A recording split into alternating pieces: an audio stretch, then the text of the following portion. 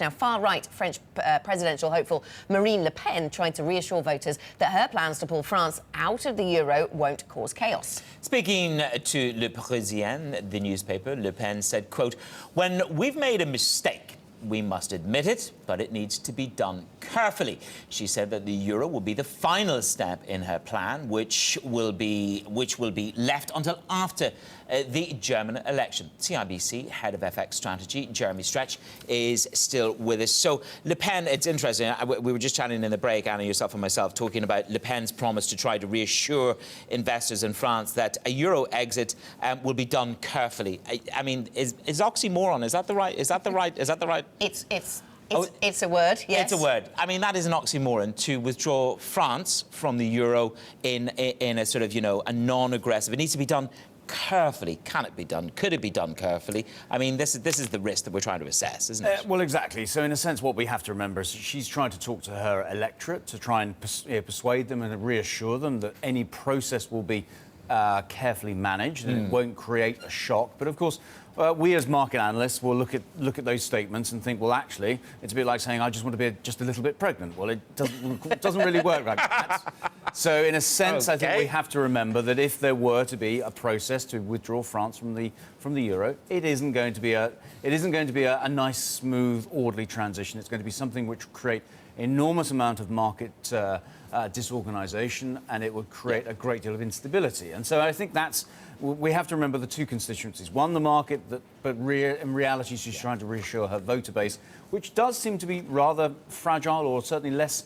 robust than we would have assumed a month or two ago, because, of course, she seemingly is no longer quite so much the front runner even in the first round, let alone the second. Yeah, so our market's really overly fearful of a Le Pen victory because of the polling that you suggest. Of course, small print around polling always applies, but the polling numbers you suggest, this is a distinctive proposal from her about leaving the euro, but it's not one that carries the majority of French voters along with it. So are we too nervous? I mean, over the weekend there was a poll out suggesting... That's the odds checker one. There's the odds checker, so that's based on betting, what are the likely outcomes. But there was one poll out over the weekend that said 72% of French voters want to remain in the euro. So even if we did see, and this is not what is expected by the polls, but even if we did see a Le Pen victory, she would be facing a really uphill struggle to actually enact that policy. Well, that's absolutely true. And, of course, we have to remember there are parliamentary elections after the presidential elections, and that's also very important. So there are enormous numbers of legislative hurdles, even if Le Pen were to win the presidency, which in itself is unlikely, it would seem.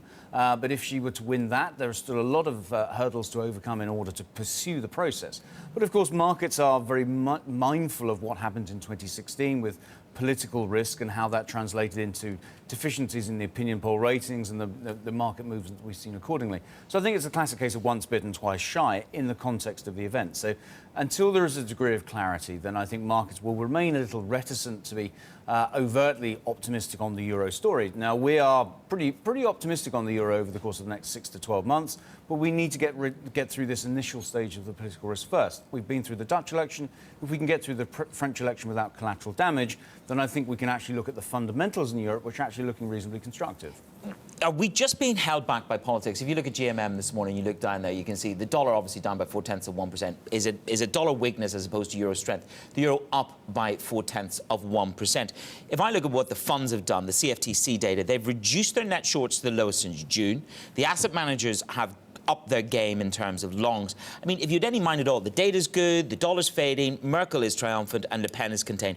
Why are we just constrained, and do we move aggressively higher on Le Pen being put to bed at the end of the election? Well, I wouldn't say aggressively high, but I think the trend towards the euro will continue. I think that the other element that we're not necessarily taking on board yet is that how is the ECB playing a role, or what will the role of the ECB in this context? Because, of course, we are in an environment, whether we like it or not, that the Fed are hiking rates. Now, the question is the momentum in that trade.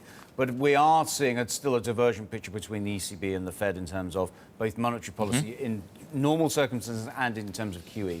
So we need to see the ECB's role in this. So if we get to June and the ECB is starting to assess that its tapering process can extend a little further, and we can start to debate about the reverse of negative deposit rates, for example. I think that's the final stage. I think the pieces of the jigsaw are slotting together. We're not quite there yet. So I think you need to be a little judicious in getting very bullish on euro today because of the fear that the political risk could still come back to bite.